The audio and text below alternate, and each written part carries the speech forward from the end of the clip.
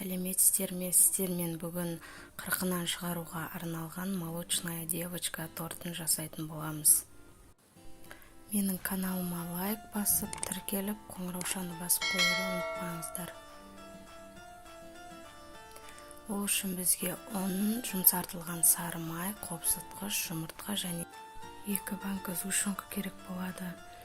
Алдымен ыдысымызға жұмыртқамызды көпіргенше миксерлейміз, кейін оның үстінен жұмсартылған сары майымызды салып және миксерлейміз.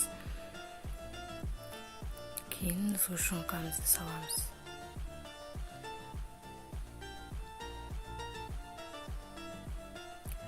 Және миксерлейміз.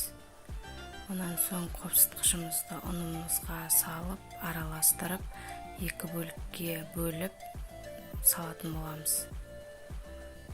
Миксерді тез қоспаймыз, кішкене араластырып, сосын қосамыз.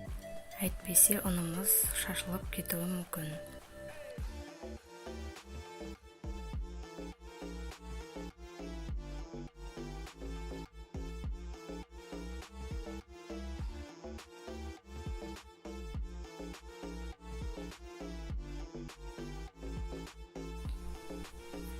Айналасын жинап, және бір миксерлейміз. Міне осындай қоюлықта болу керек. Мен пергаментный бумагаларды алдын ала дайындап алдым. Осындай форманың астыңғы дөңгелегін пайдаландым, домалақ қылып сызып алдым. Дайын болған массаны таразға қойып, 12 көріш шығатындай қылып өлшеп алдым. Менде әр көріш 135 граммнан шықты. Салып, осылай тегістеп жағып аламыз.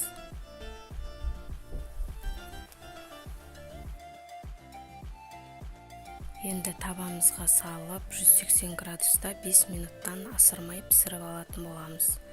Не көріштарымыз пісіп шықты, жұмсақ, осындай сарғыштау қылып аламыз.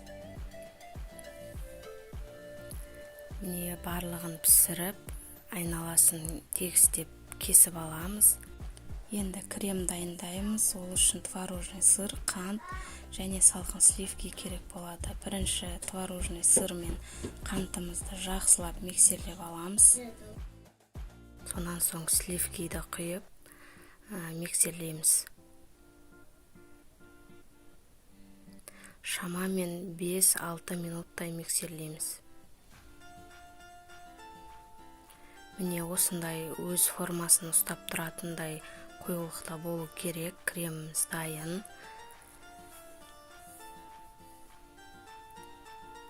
Енді осылай тортқа арналған айналып тұратын ыдысқа жинайтын боламыз. Коржымызды қойып, арнайы осындай дөңгелек формада жинайтын боламыз.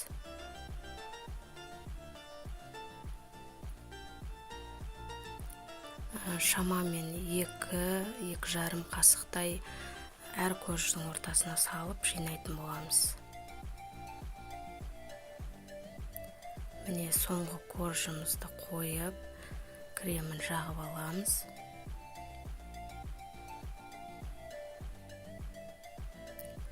Кремін жағып, пищевой пленкамен орап, холодильникке кемінде 2-3 сағатқа қоятын боламыз.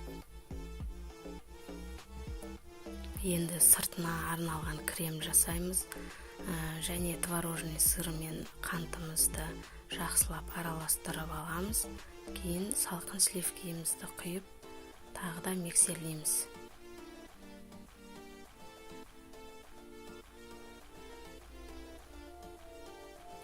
Креміміз дайын. Енді біздің тортымыз жасыл түс болады. Сол үшін жасыл красительді қосып, біркелкі етіп араластырамыз. Енді оны кондитерский арнайы мешокқа салып, тортымызды қаптайтын боламыз. Тортымыз дайын. Айналасын кесіп, осылай кольцоны шешіп аламыз. Кейін тегіс етіп кремдерін жағып аламыз. Сонан соң жасыл креммен қаптаймыз. Достар, тортқа керек заттарды мен астына описанияға жазып қалдырамын.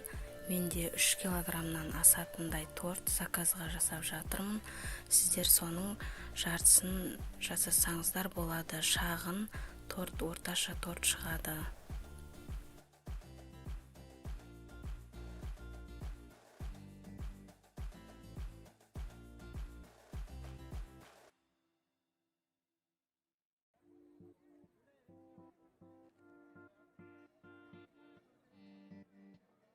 Міне кремімізді тегіс етіп жағып алдық. Енді осылай ақ креммен айналасына узор жасаймыз.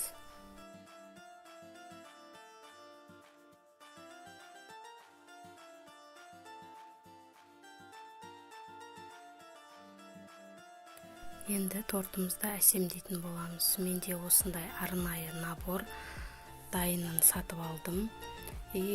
Осындай кондитерский фломастермен жазып шығамын.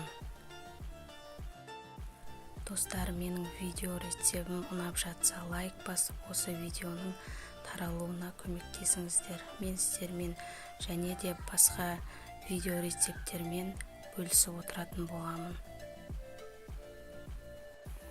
Сұрақтарыңыз және тағы басқа айтарларыңыз болса, астына комментарияға жазып кетсеңіздер болады. Міндетті түрде қарап жауап беретін боламын.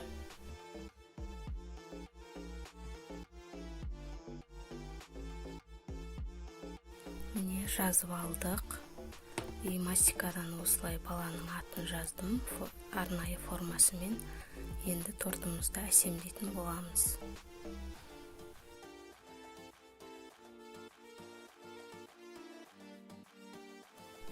Достар, менің каналыма міндетті түрде лайк басып, тіркеліп, қоңыраушаны басып қоюды ұмытпаңыздар. Және де достарыңызбен бөлісіңіздер.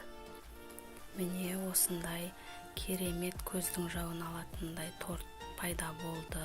Сіздермен болған Фариза. Видеоның соңына дейін менімен бірге болып, қарағандарыңыз үшін көп рахмет. Сау болыңыздар.